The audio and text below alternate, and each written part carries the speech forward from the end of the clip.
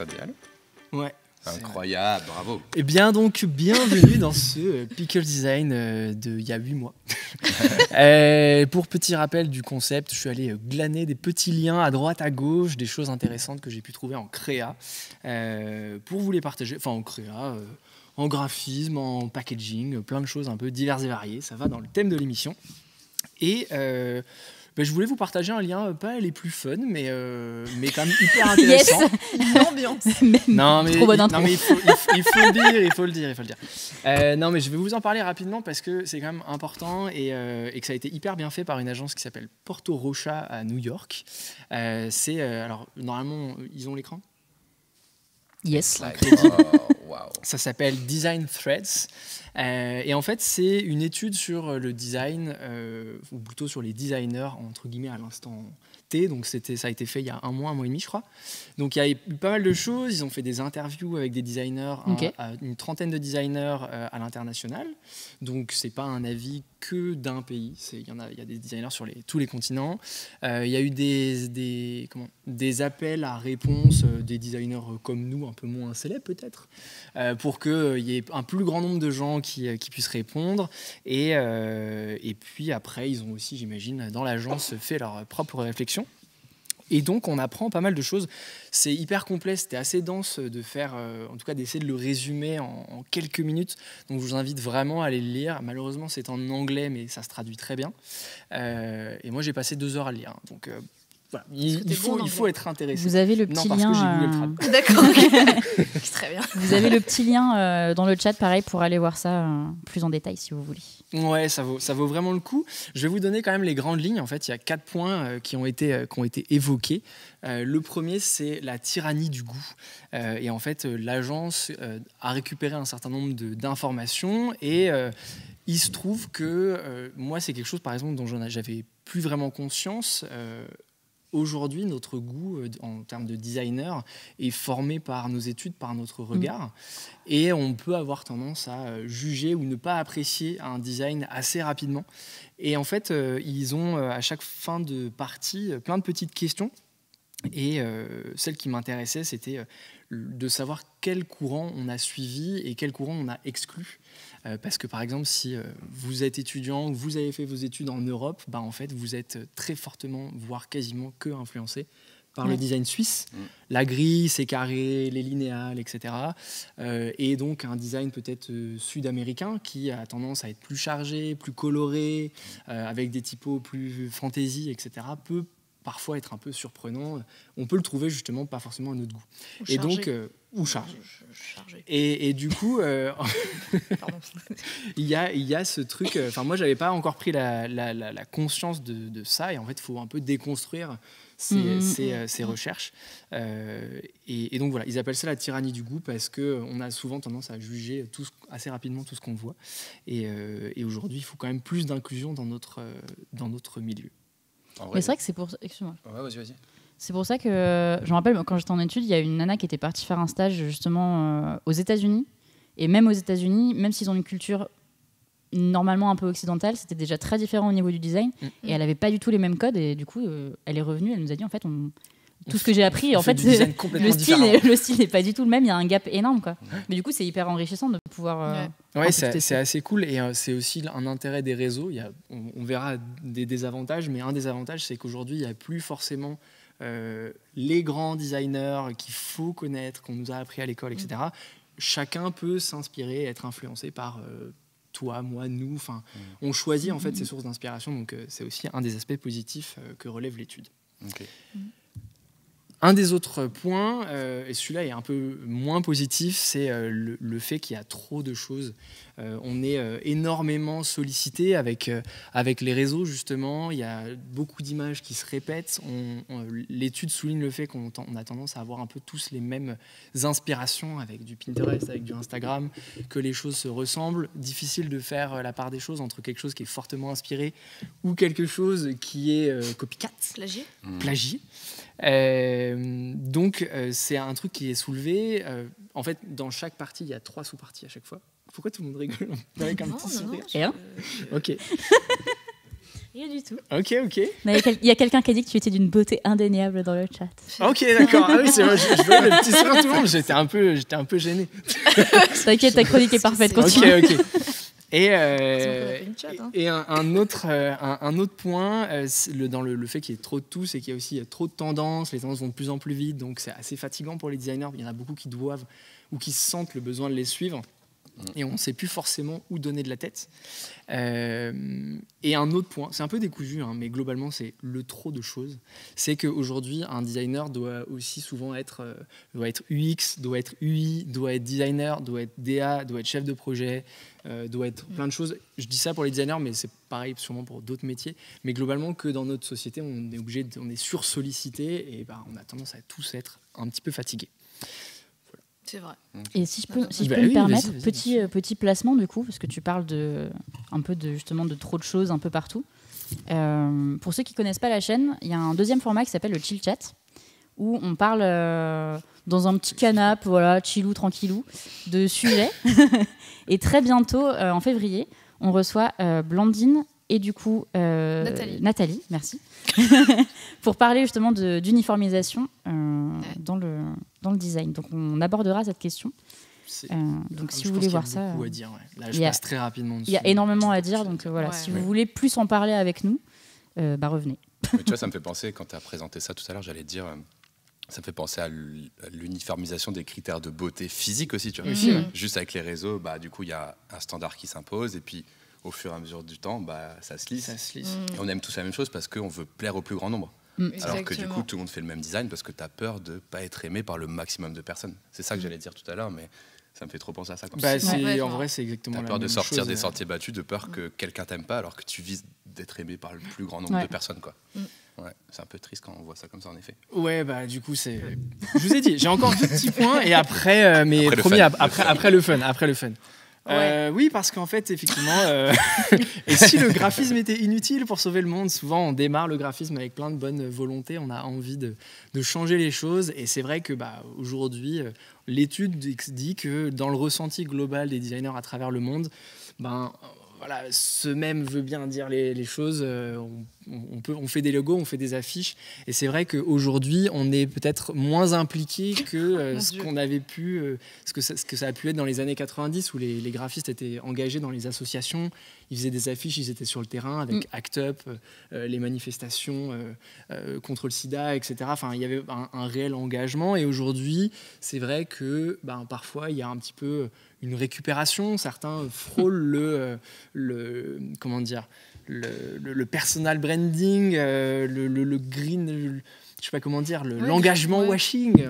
On met en avant ce genre d'engagement juste via un post vite posté, mais avec ses identités. J'aime beaucoup les pincettes que tu as pris avec le frôle. J'essaye, voilà. Mais parfois l'engagement est pas réellement là, ou en tout cas on le perçoit pas forcément.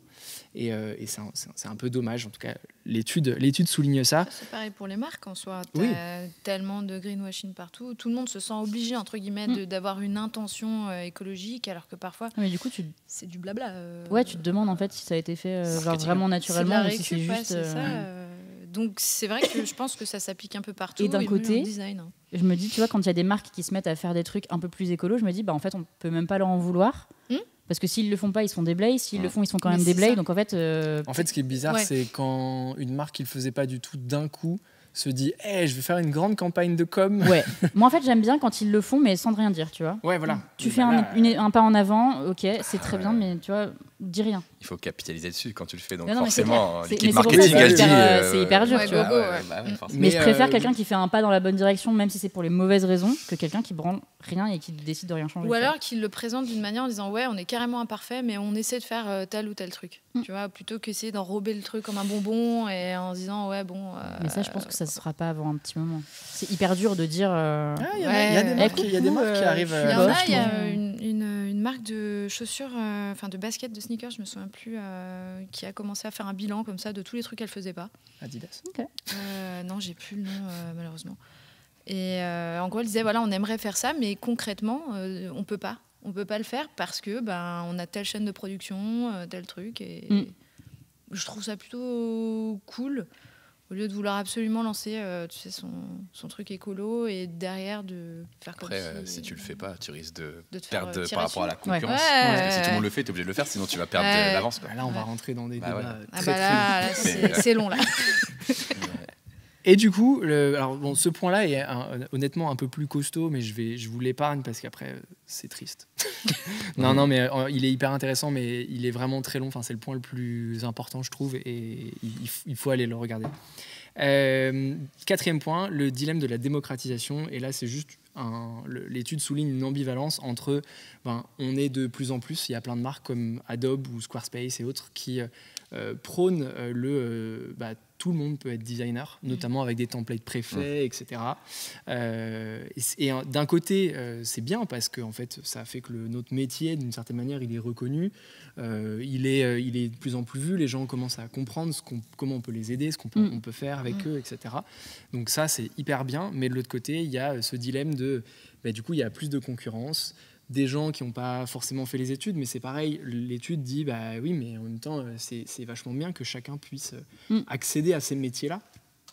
Et du coup, voilà, il y a cette ambivalence entre une inquiétude qui en plus est renforcée, on n'en parle pas beaucoup, mais avec les IA, qui récupèrent un peu de part de marché sur certains points, etc. Mais du coup, voilà, il y a une inquiétude qui est fondée ou pas fondée, mais entre joie et inquiétude, on va dire. Voilà. Allez, on part sur du fun et du beau et du design. Parce que, j'ai fini avec mon petit point sérieux. Non, je ne sais pas si vous connaissez JR. Alors, normalement, vous avez forcément vu un petit peu ses travaux, peut-être pas sa tête, donc JR, qui fait des collages en fait à travers le monde. Généralement, il est assez engagé pour des causes sociétales. Il a fait des collages sur les frontières entre l'Amérique et le Mexique. Il a fait je vais pas m'avancer sur d'autres points géographiques, mais sur d'autres frontières un peu touchy. Et il a vraiment un travail de collage qui est hyper, moi je trouve très beau. Et assez intéressant. Donc, allez voir le travail de JR. Et il a collaboré avec l'agence H5. Alors pareil, à l'agence H5, si vous ne connaissez pas, ils sont là depuis très longtemps dans le design. C'est eux notamment pour les grands trucs qu'ils ont fait. Il y en a beaucoup d'autres, mais ceux que vous pouvez connaître, c'est l'identité graphique de Brut. C'est eux en fait qui ont créé ce format d'une certaine manière, qui ont pensé ce format hyper cut que vous connaissez et qui est utilisé par tout le monde aujourd'hui. Ouais, clairement. Et le film Logorama, peut-être que vous en avez entendu parler dans vos études, film avec des logos, etc. C'est eux qui étaient à l'origine de ça. C'est vieux ça. C'est hyper vieux. C'est 95, je crois. Enfin, c'est hyper vieux. Et ça avait été primé en festival et tout. Hyper chouette. Film fait que à base de logos où Ronald McDonald crée une prise d'otage, etc. Enfin bref.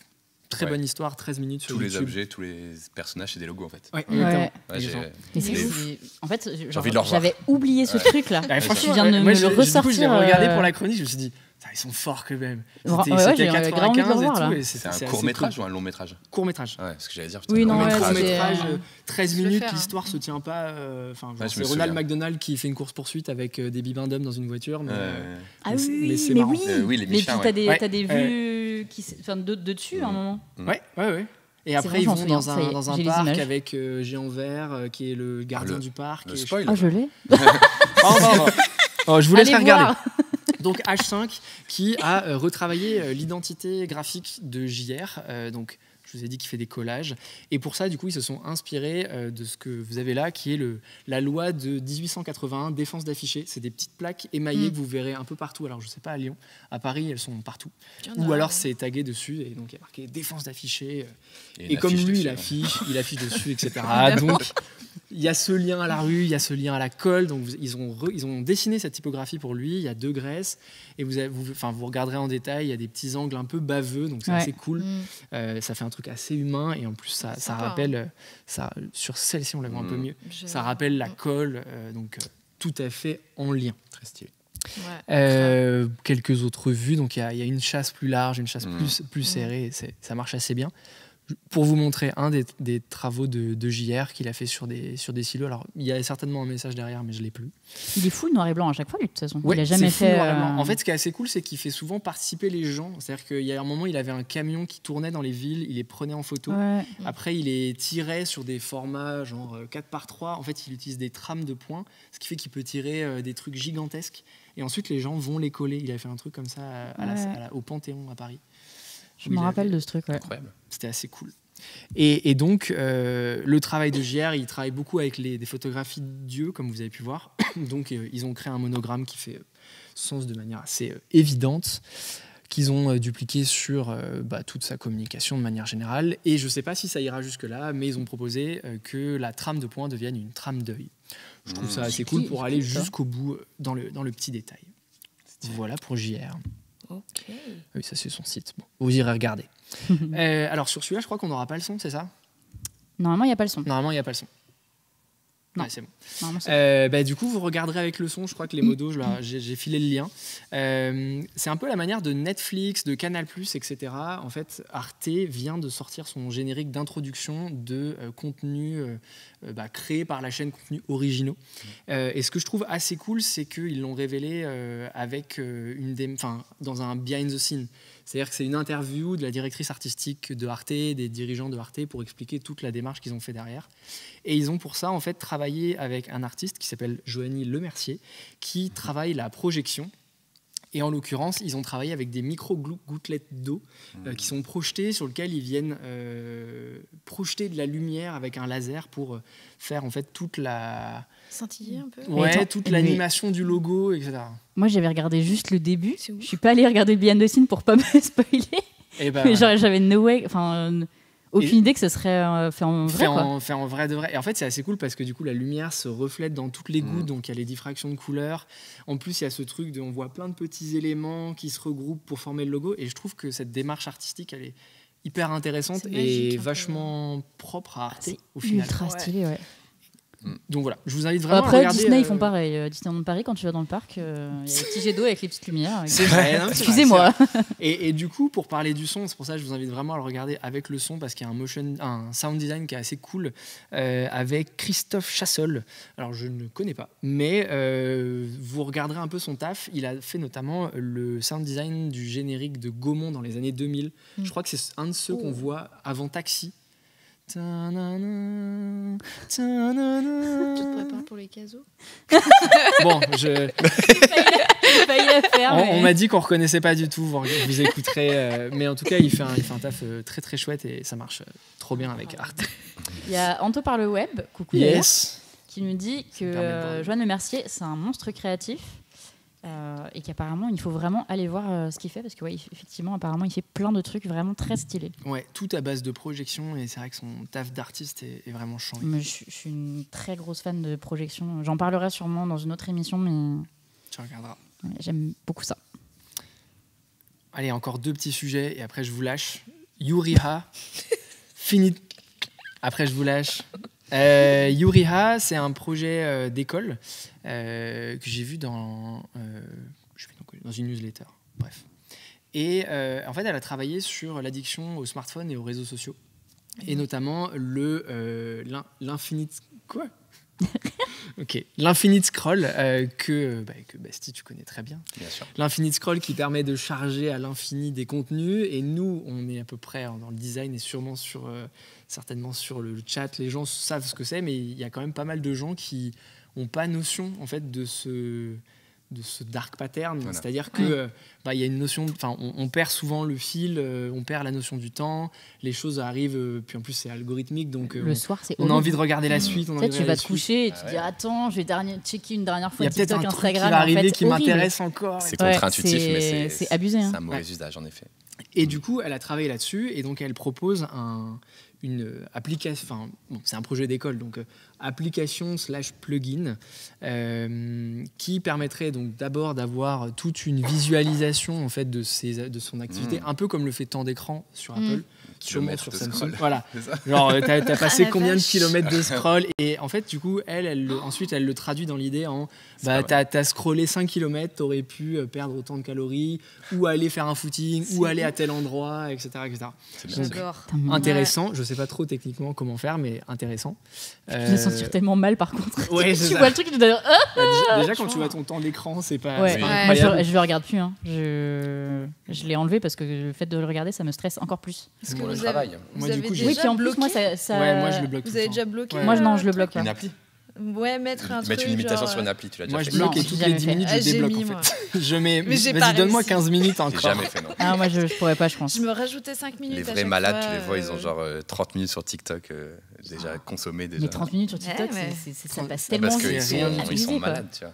C'est rien du tout. Ah non, moi, ouais. Et du coup, Yuri, elle propose plusieurs alternatives. Donc, ce petit plugin, en plus de vous donner des données pour vous aider entre guillemets à arrêter, elle propose 3 choses. L'idée est de rajouter de la friction en fait au scroll. Quel enfer. Donc, la première notion, c'est de rajouter, pour le coup, vraiment la friction. C'est-à-dire, plus vous scrollez, c'est lourd. moins votre site va scroller. C'est-à-dire qu'au bout d'un moment, vous devez scroller 3-4 fois pour monter un câble d'un en vrai. contenu. C'est trop bien. T'es sur ton truc, t'as envie de. Au moins, t'es sûr d'arrêter. Arrête. Le deuxième, c'est le scale, c'est-à-dire que plus vous scrollez, plus elle va réduire les contenus et à la fin, ils vont devenir tout petits et tout blancs. C'est du génie en vrai. Franchement, c'est pas mal. Et le génie. troisième, il est dans la même idée, hein, c'est l'opacité. Donc plus vous scrollez, plus les contenus disparaissent. Et donc dans son projet, vous dites, voilà, je veux scroller 1 km par jour. Et au bout d'1 kilomètre, ça commence à disparaître, réduire, etc. Mais c'est sorti du coup ça ou c'est un... Non, c'est un projet d'école. Alors en plus, la vidéo qu'elle avait faite a disparu depuis. Donc là, je vous ai mis ce que j'ai trouvé. Et elle a encore le projet sur son site. Mais c'est un projet de. Les GAFAM, ils l'ont kidnappé, je pense. Ouais, bientôt, elle va disparaître. Non, en vrai, c'est pas possible parce que c'est de l'applicatif. Donc tu peux pas mettre de plugin. Peut-être sur Android, mais. C'est sur du web, techniquement, mais pas sur je sais pas. l'applicatif. Techniquement, je suis pas sûr. Puis sur le web, mais sur le web, je trouve que t'as moins ce truc de. Oui, c'est vraiment le truc du téléphone. Oui, c'est de l'applicatif. Ouais, clairement. Les réseaux sociaux de base, quoi. C'est pour ça. Je pense que c'est plus dans le prospectif, c'est de la recherche, c'est artistique. Et puis dernier projet pour les nerds du café, c'est une agence. J'ai oublié son. Je l'ai pas noté. Tout simplement. C'est 7am Homeski Studio. C'est Homeski Studio qui a créé ça. Et l'idée, c'est que le packaging prend en fait la couleur du brûlé, d'une certaine manière. Vous voyez ce petit truc quand il y a la flamme de gaz qui vient lécher la casserole. Et en fait, plus le café est fort, plus le packaging est coloré sur une grande hauteur. Donc je trouvais ça assez beau. Une échelle de brûlé, quoi, en fait. Ouais, voilà, c'est ça. Je trouvais ça assez beau. Et puis en plus, le détail du pack qui est en embossage, donc avec le petit relief sur l'aluminium, c'est quand même assez canon. C'est 2 € celui-là. Hein. Non, clairement. Ouais. Tu te fais 2 cafés, c'est le prix du Starbucks. Mais du coup, je suis allée voir quand tu m'as envoyé ça. Et je suis même allée voir les designers qui ont fait l'intérieur des cafés 7am. Et en fait, tout est incroyable. Ah oui, moi je me suis arrêté au pack. Je savais même pas qu'il y avait des vrais cafés. En fait, non, je cherchais des trucs, mais je suis tombée dessus par hasard. Mais vraiment, je pense que le full projet, il est complètement fou. Quoi, en même temps, quand tu vois ça, tu te dis, il y a moyen faut que la boutique derrière, pour le vendre. Quoi.